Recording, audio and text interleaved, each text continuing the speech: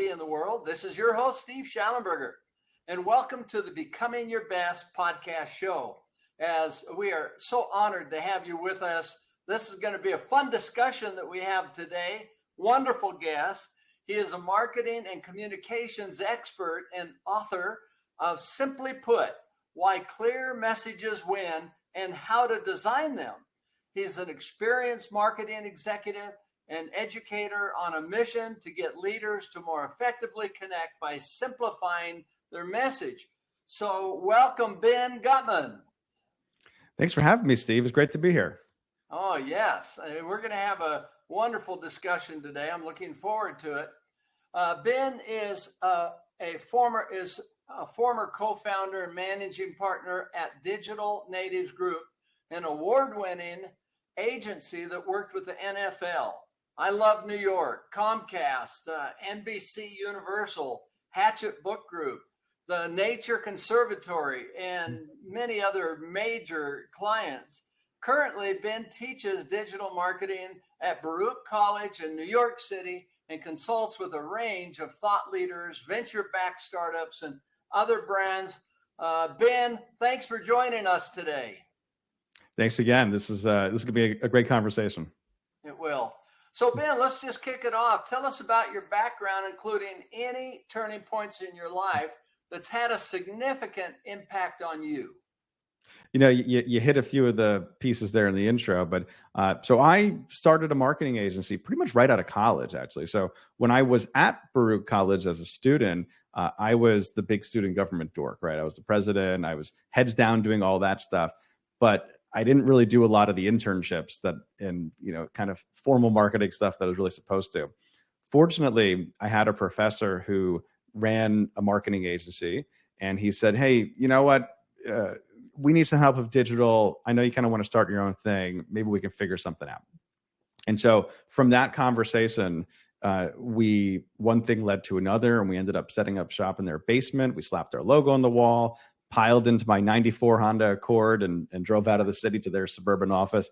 And, one thing led to another, and we were in their basement for about a year. Eventually we were too much of like knuckleheads to really kind of know what we were doing. So they were working at Fortune 500 clients. We were cutting our teeth with the local ice cream shop, the local camera shop, those type of things. And eventually we ended up moving to an office here in Queens in New York City. We hired our first employees. We moved to a bigger office. We started working with some of those great clients you talked about. And 10 years later, we look back and we say, what a great portfolio of work, what a great experience. But do you want to do the same thing for the next 10 years, right? And so you start to look around for the different opportunities. Fortunately, we had a really great option to be able to find some partners to be able to kind of sell the agency. And now that was about 2 years ago. I've since kind of transitioned out of it. But it was such a wonderful experience. I tell my students now, it's like, go start your own thing right away. I mean, because it's so much fun. If it works, awesome. If it doesn't work, even if it fails, it's still going to be a great story for your resume and for your biography to be able to do that type of thing. Oh, okay. Well, that's a great background. And are you having fun, Ben? Oh, yeah. And so now, about in the last 2 years, I've been doing all sorts of independent consulting. I've been able to write my book. I've been able to teach. I've been able to serve, on different nonprofit boards. And I've really enjoyed, after 10 years of doing one thing really intensely, being able to have this more of a portfolio view of things before I kind of dive into that next piece. Okay. Yeah. Well, now I'm excited to just talk about what you've done, and our listeners I know are going to be interested because communication and messaging is so important in every part of our life. I mean, like with your children, grandchildren, your relationships, customers, clients, employees.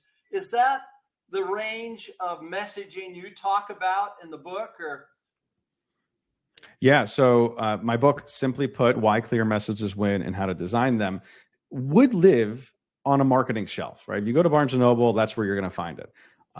It is blurbed by people who run marketing agencies and wrote other marketing books. It is informed by a lot of the experience I had running a marketing agency. But it is not just for people in marketing. It's for anybody who has to, at some point, communicate, inform, persuade.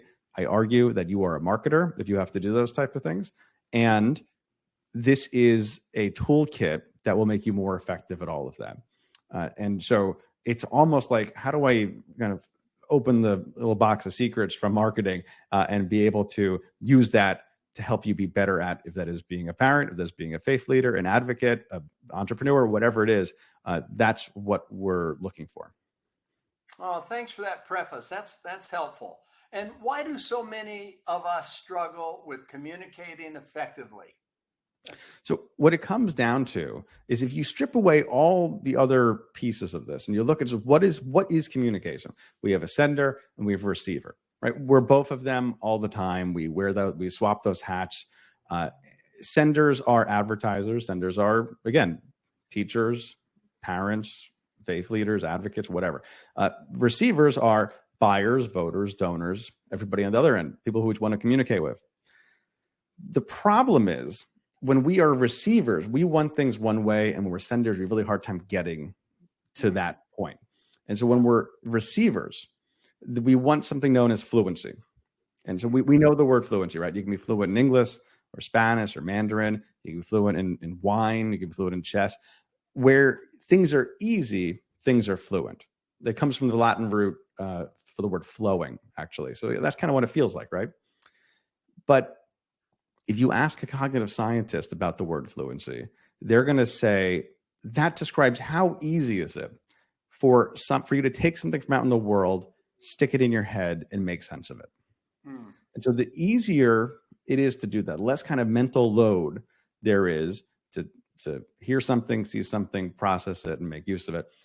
Well, we like it more, we trust it more, and we buy it more. All the things that we want when we're in the position of communicating. And the opposite's also true, right? If something takes a lot of work, if something's really hard to understand, our kind of, brain has to go for a lot of mental cycles to get to it, well, we don't like it, we don't trust it, and we don't buy it. All the things that we don't want to happen when we're in the position of sending. So that's what we want as a receiver. But as a sender, we're pulled in the opposite direction. We're pulled towards complicated. We want to produce things that are, our kind of inner problems and our outer problems are both pushing us in that direction. Inside of us, we have this additive bias or a complexity bias. We're more likely to add than we are to subtract. Outwardly, we're forced by the demands of the marketplace, by the demands of the media cycle, by the demands of our boss to add, and to make things harder and harder and harder. And so that is the gap. That's what we're trying to solve when we're looking at designing for simple messages. So Ben, from your experience, how can we bridge the gap? In other words, you have this tendency to want to pack everything you can into the message, and the receiver that has a need to just get it pure and simple. How do you how do you bridge that gap? So that's what we try to address kind of in the second half of the book. First half, we talk about what the problem is and what we need in a solution. The second half is how do we get there? When we look at the problem, I like to put on my background is in design. I put on kind of the designer's hat. A designer arranges things in the world to solve a problem, right? And that's what we can do when we're looking at the shape of our messages. And so I've identified through the science and through business and history 5 different design principles that we can use to be better at communicating our message simply, to be better at kind of bringing the sender all the way to where the receiver needs them to be. And so the first one is beneficial. What does it matter to the receiver? What's in it to them? The second one is focused.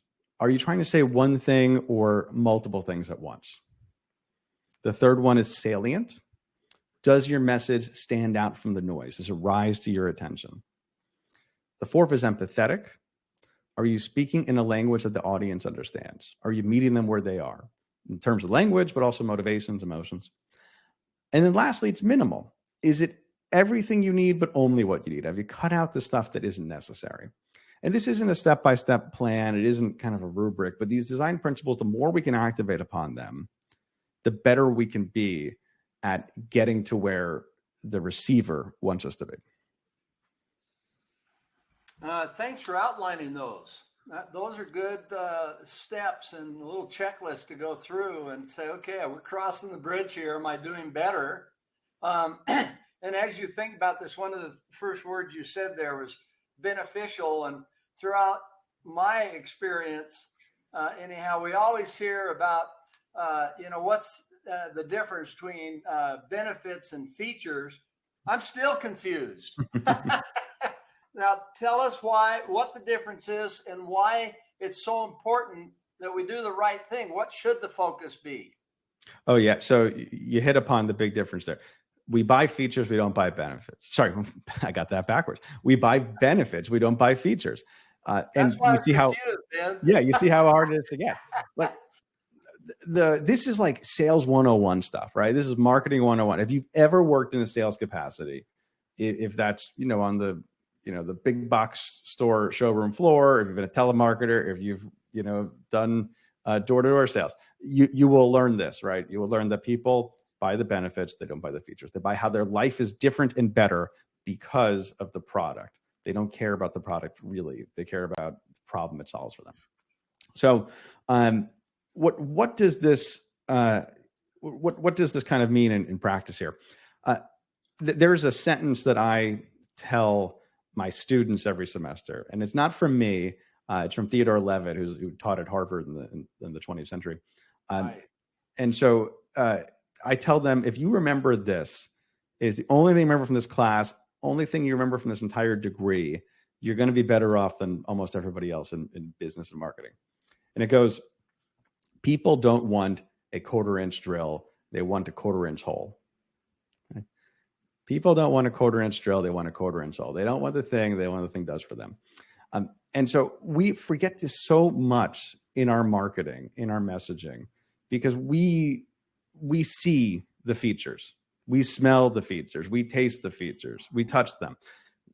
When you crack open your 5 senses, the features are there. They're very tangible, but the benefits are more abstract and they're a little bit further down the line. And the way which we can get to them is appropriately a very simple question.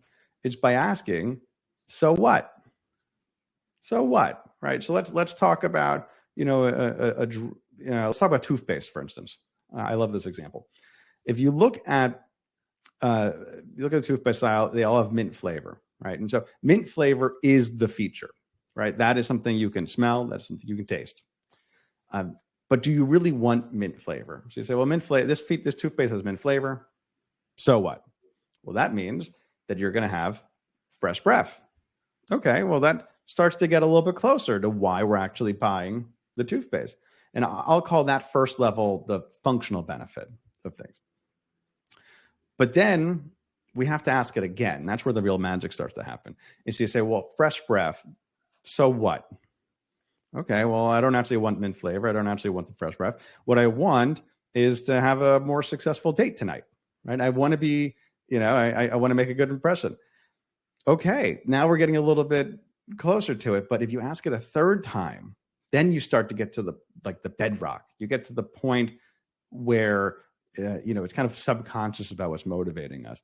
So you say, well, why do I want to have a better date tonight? Well, it's because I want love and belonging, or I want, physiological needs.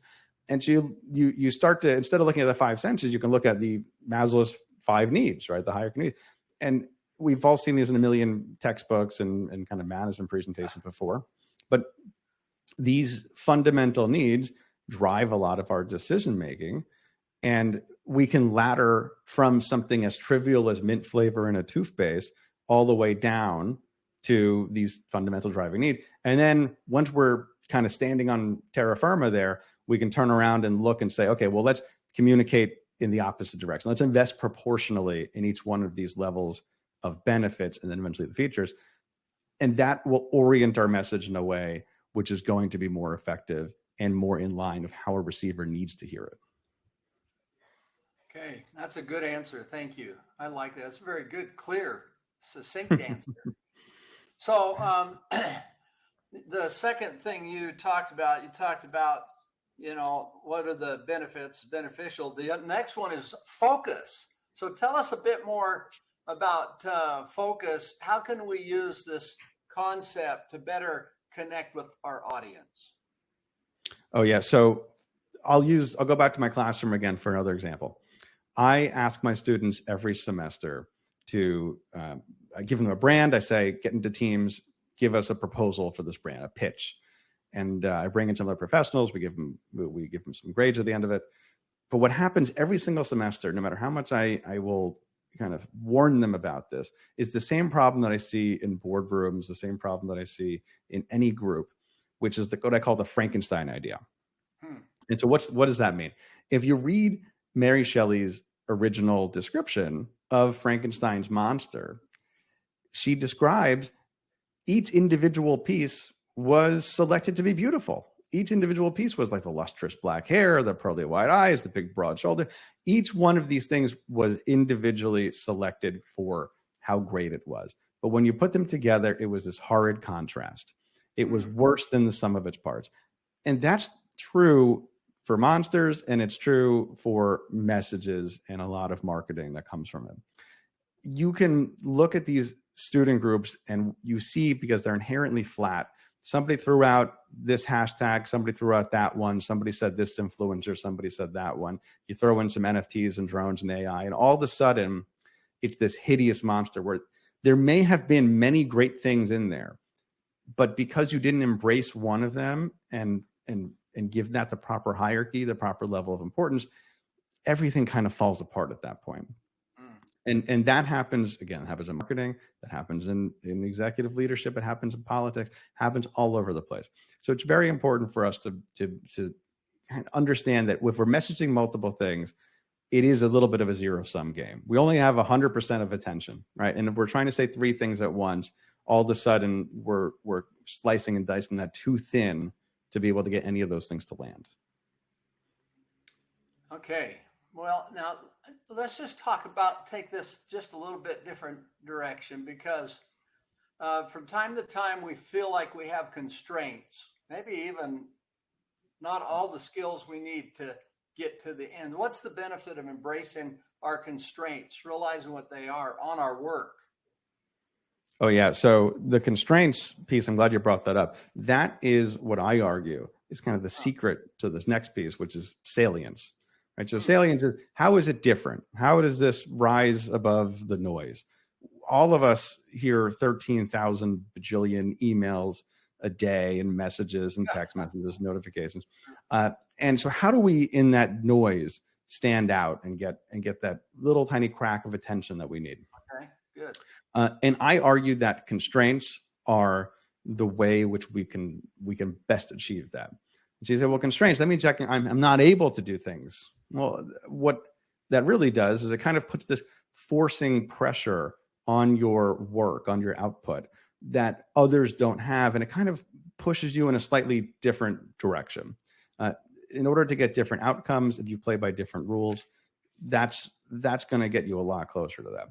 So the power of embracing constraints is something that's a little bit counterintuitive, but it's something that some of the best creatives, in history have known. And, anybody who's kind of, been under the gun and, for pressure and got their big, brilliant idea, they'll see that as something that's true. And what's your recommendation from your experience, Ben, of how you can deal with the constraints? What's the best antidote? Well, I would say love them, right? So the constraints can come in terms of upper bounds or lower bounds too. And this is an interesting piece. I see that when most people talk about constraints, they assume that means I can't do this, right? And that can be true. But what's also true is a constraint can be, I must do this. And let's say we're doing like a tagline for a new product. Maybe your instinct is to just write down, 5 of them or 10 of them and kind of maybe select from there, maybe noodle on it a little bit.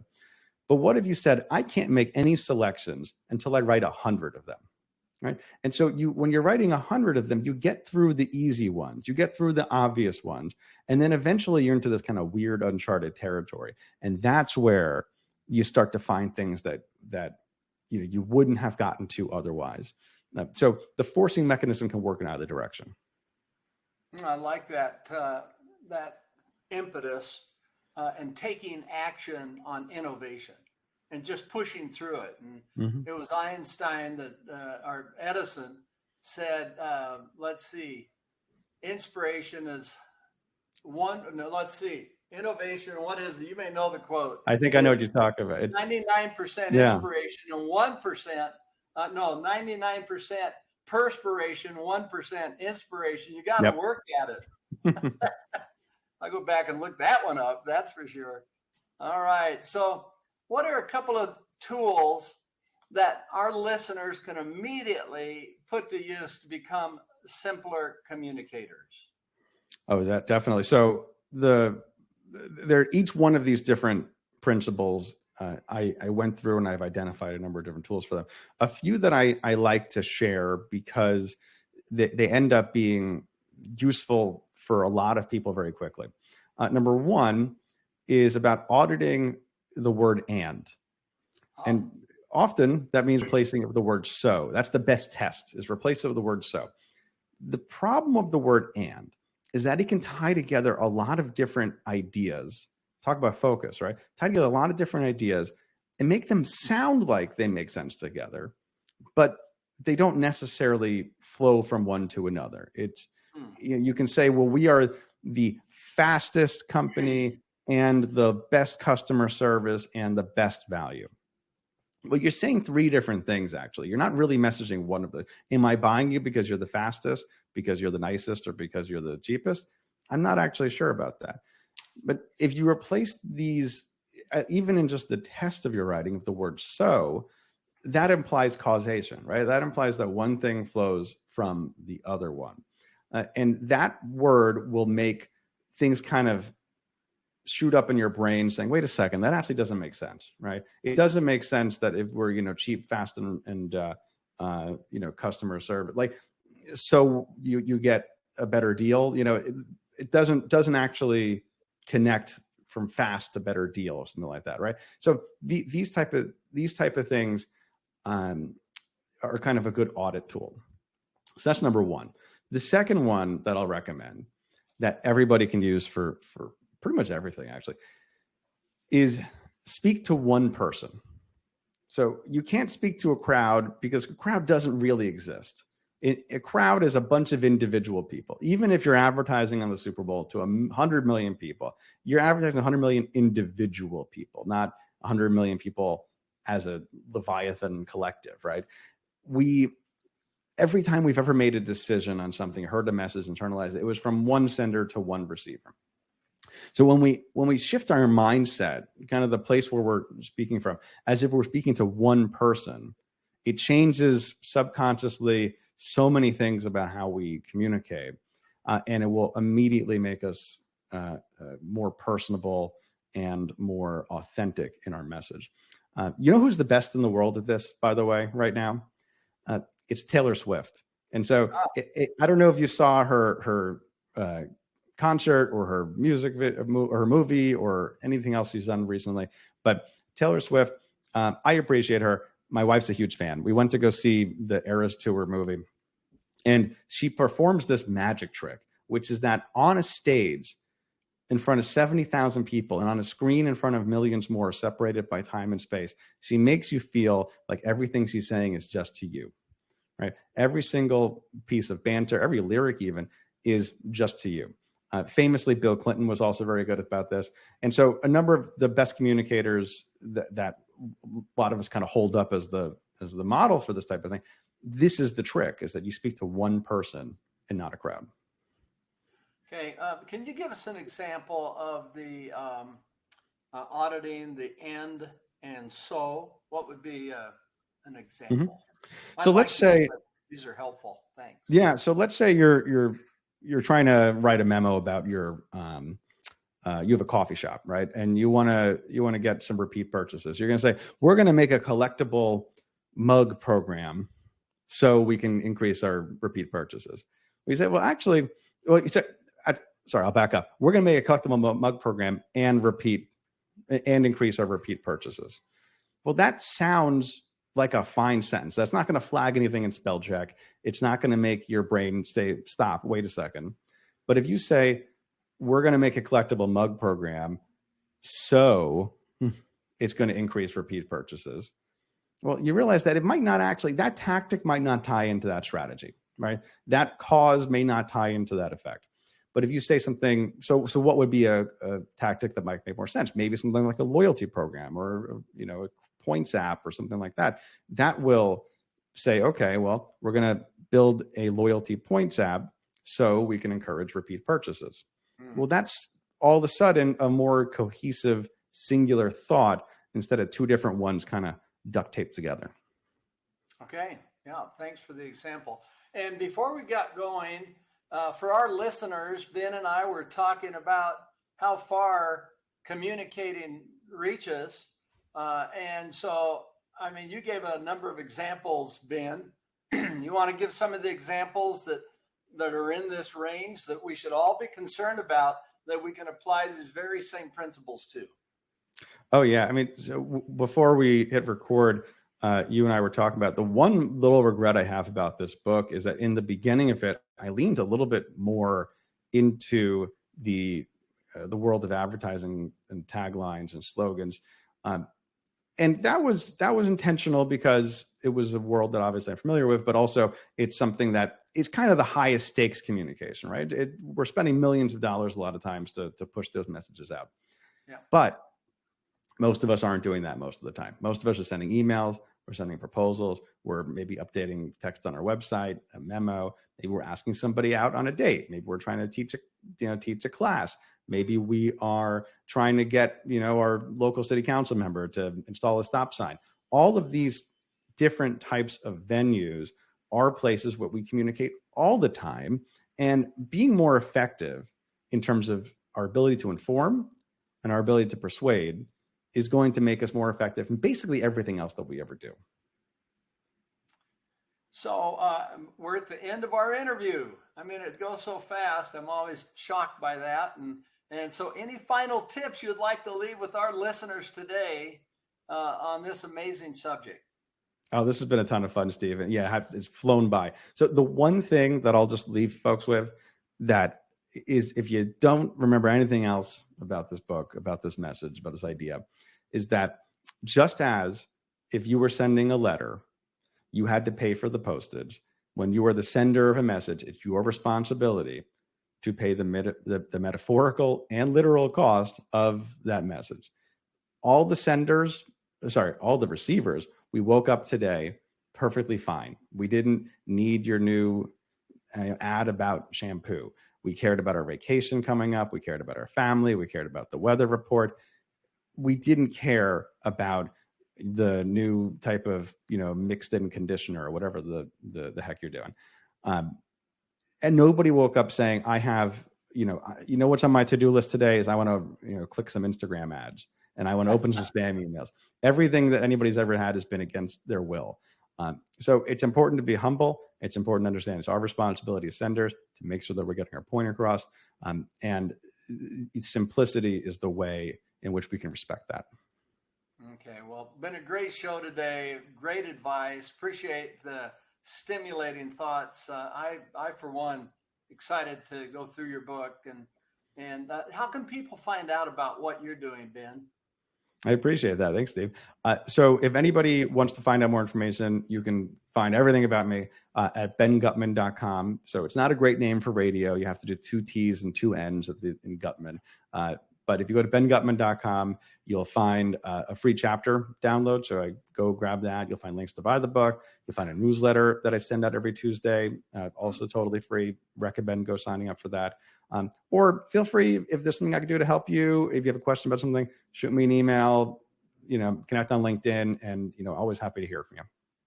Well, thank you. And it's been wonderful having you as part of the show. And we certainly wish you the best in all of the work that you're doing. Thanks so much, Steve. Okay, you bet. And for our listeners, thank you for joining in today. We wish you all the best as you're making a difference in the world. And never forget, you're influencing people every single day as we work on becoming our best, improving our skills, our ability, our mindset, creating new ideas of what we're capable of doing. So it's been a thrill to have you here. This is Steve Schallenberger with Becoming Your Best Global Leadership signing off.